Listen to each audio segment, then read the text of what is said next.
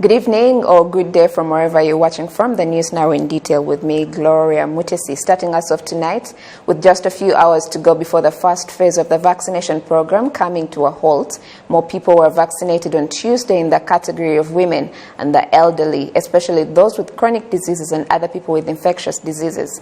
The Rwanda Biomedical Center reports that the vaccination program has continued to be successful, and there are plans to improve the list of first responders so that no one will miss out on the second phase. Fiona Mbabazi kicks off tonight's bulletin with this story.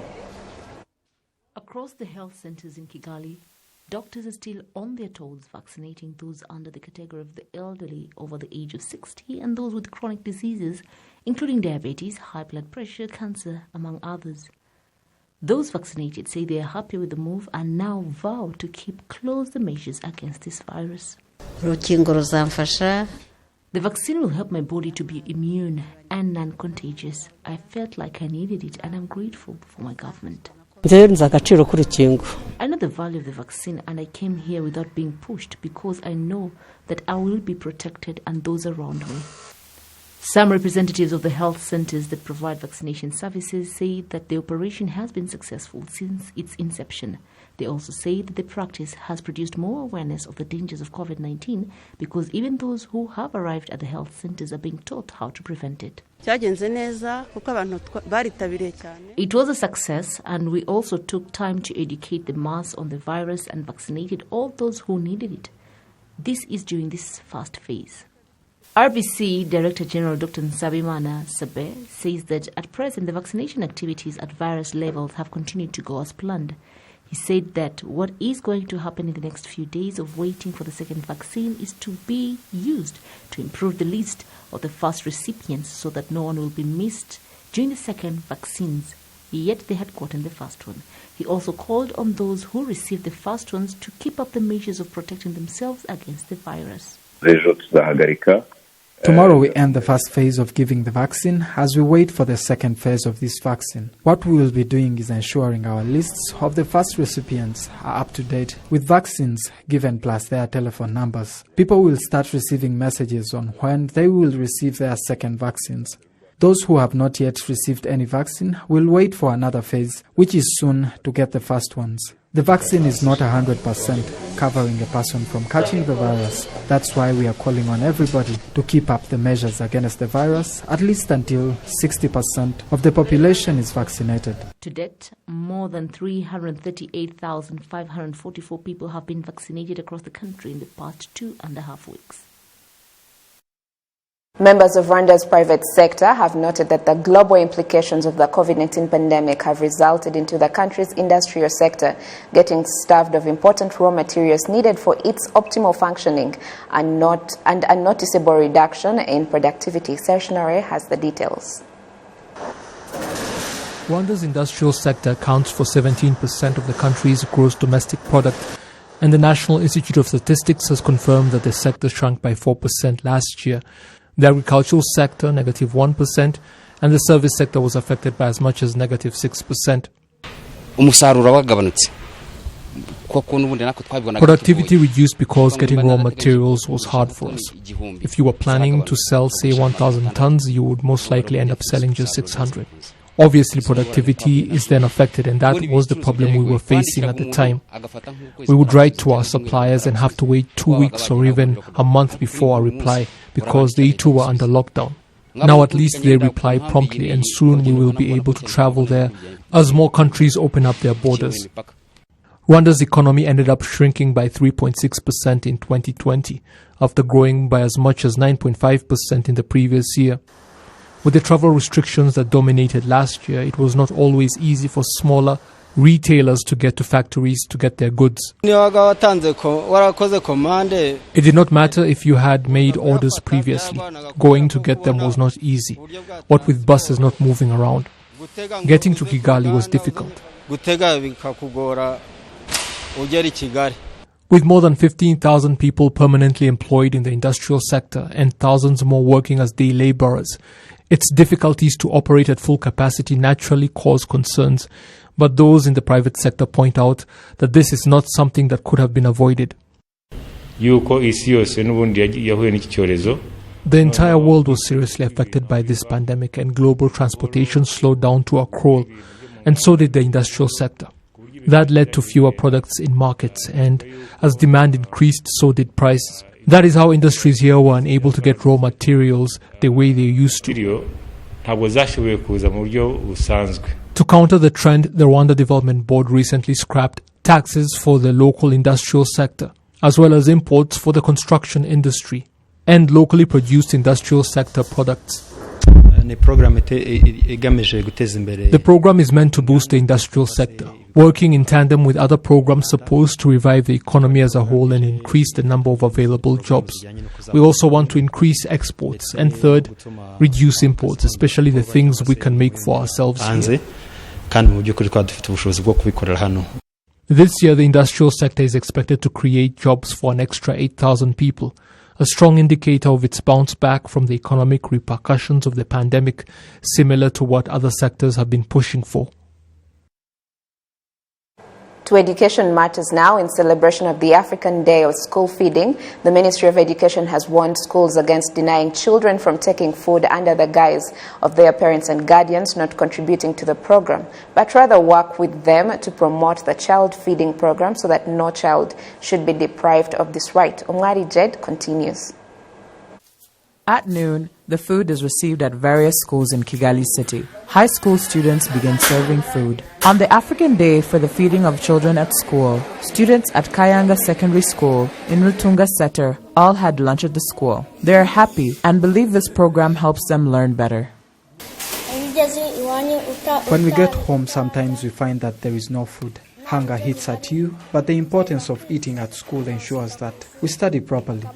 Parents at various schools are happy to hear about this program. However, due to the limited financial resources, the program is not fully implemented. Parents request schools to allow them to make their own contributions, whether it's food or a teacher at the school, but something that would guarantee their child to receive food at school. I am a craftsman, and it would be no problem for me to help fix chairs and boards at the school as long as the children get to eat and study.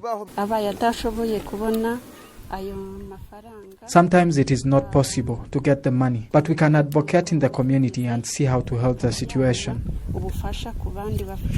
School principals say some parents still have the opinion that the government is feeding the students at school. And this is the perception that leads the program towards feeding children at school to stumble.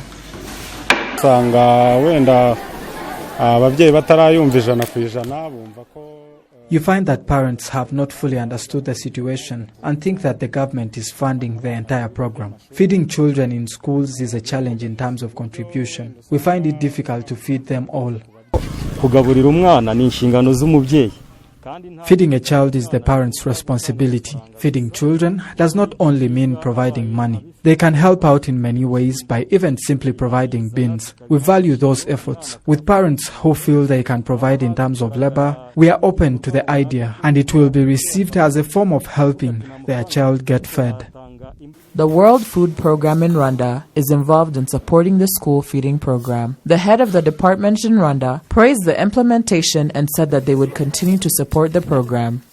School feeding is essential for children into school, to keeping them there. This is why it's essential that school feeding and other school-based services resume to help children regain their health and nutrition. So at the moment, WFP is supporting 108 schools, 27,000 school children. And now as we go and expand, we are going to expand from 4 districts to 7 districts. So an additional number of schools and children will be benefiting from our support in Rwanda. So the 5-year support that we have received from the American government amounts to $25 million.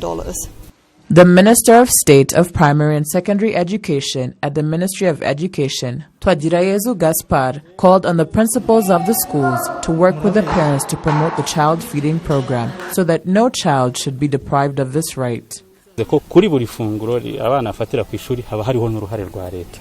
For every meal children take at school, there is also the role of the state. The role of the state should not be prevent a child eating at school, but it also does not mean that parents should give up that responsibility to the state and schools. The role of the parents is very important. There are parents who choose to help make money, and there are those who choose to help with other activities because the parent may not have the money.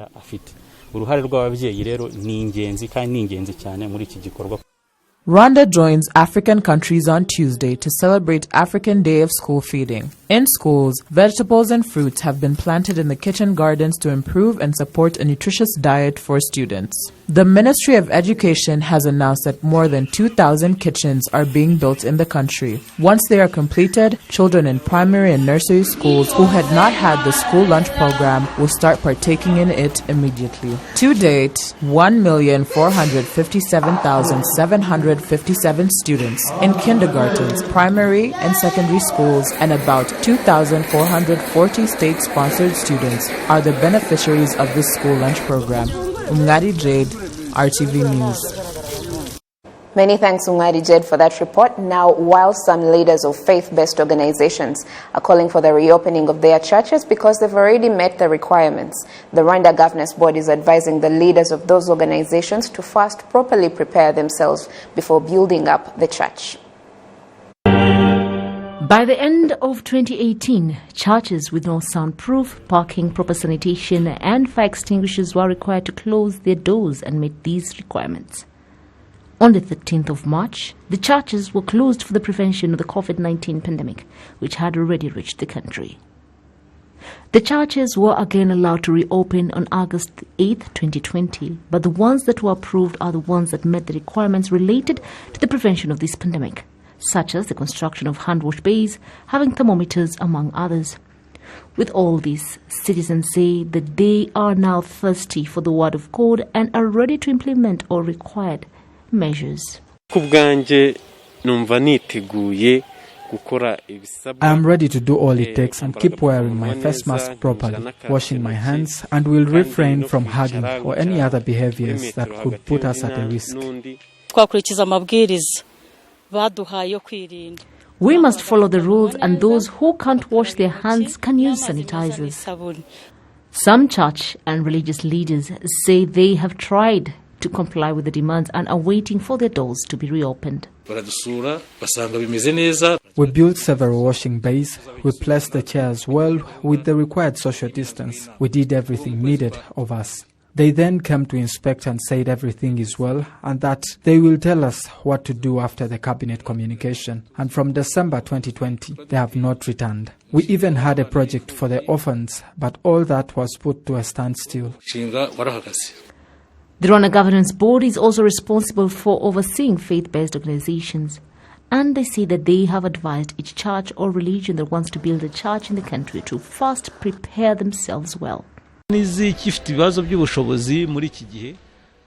churches have an issue with capacity building and capacity in general, and it's been a hindrance for them. The pandemic also came with its own rules. The churches will be opened with each district giving the go-ahead. At the end of 2018, 15,465 churches were inspected across the country, of which 8,670 were closed. By the end of 2019, about 1,212 were reopened. In other news, the Rwanda Food and Drugs Authority and the Rwanda Investigation Bureau have held a joint press conference to address the issue of the detection of adulteration in various honey products on the market. Gabi Muvunyi has more of this report. Rwanda, FDA and RIB say that after receiving consumer complaints, a 2-week inspection was undertaken on honey traders in Kigali City, where 1,322 kilograms of honey were seized from 23 different establishments. 15 different honey products have gone under examination, in which 9 have passed the bar and 5 are said to be storing their honey poorly. According to the head of the Food and Drugs Inspection and Safety Monitoring Department at the Rwanda FDA, Alexis Gisagara noted that good quality honey has been returned back into the market, while others are still undergoing examination. For the 9 honey brands that we found that are of good quality, they will be returned back into the market. We are going to announce the approved product names on the Rwanda FDA website. Another thing we are going to do is visit their workspace, because we only looked at samples of the honey before. This time around, we want to inspect the employees, the equipment, the workspace, and the level of hygiene. This will then determine if the honey can be sold. Although it appears that based on the inspections taken, most of the honey in the market is in good condition. However, some of the honey products did not pass the quality inspection. Unfortunately, a number of these come from companies that are well trusted by the public. One of the honey products in question is Best Honey. There was one kind that we found that wasn't of good quality, so we have decided it should be pulled off the market. The owner confirmed that water, sugar, and other things are in the honey. We are going to release an announcement stating that Best Honey should be removed from the market. It is also known as Nyungwe Forest. We shall remove it off the market, and this exercise shall continue.